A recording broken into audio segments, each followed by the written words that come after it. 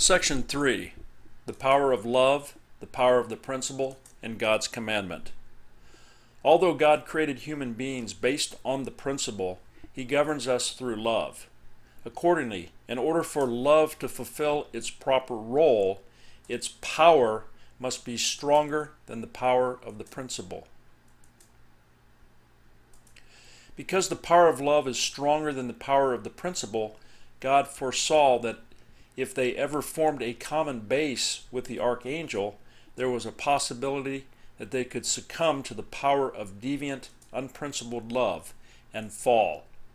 To prevent this, God gave Adam and Eve the commandment that forbade them from relating with the archangel in this way.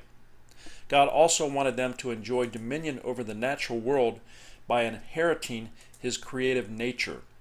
In order to inherit this creatorship, they should perfect themselves through their faith in the Word as their own portion of responsibility. God's commandment, "Do not eat of the fruit," was binding upon Adam and Eve only while they were immature. Section 4. The consequences of the human fall. Satan is the name given to the archangel Lucifer after he fell. When the first human ancestors fell, they bound themselves in blood ties with Lucifer. They formed a four-position foundation yoked to Satan, and thus all humanity became the children of Satan.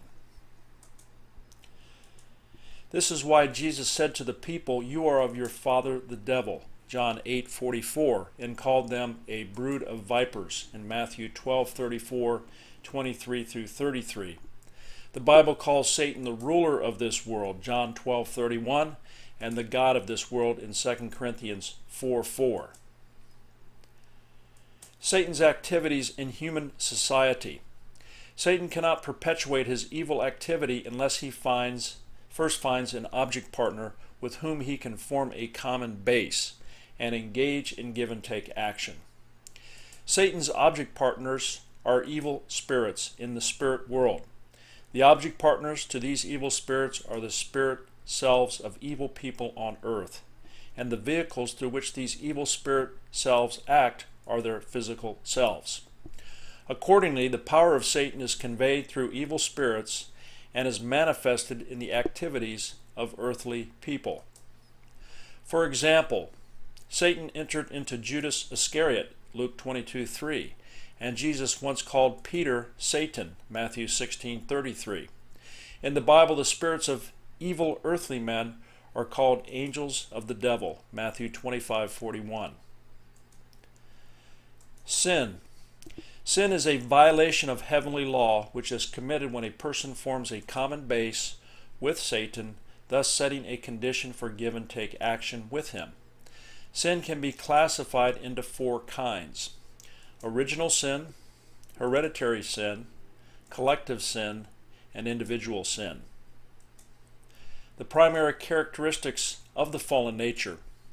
Eve inherited from the archangel all the proclivities incidental to his transgression against God when he bound her in blood ties through their sexual relationship. And Adam in turn acquired the same inclinations. These proclivities have become the root cause of the fallen inclinations in all people. They are the primary characteristics of our fallen nature.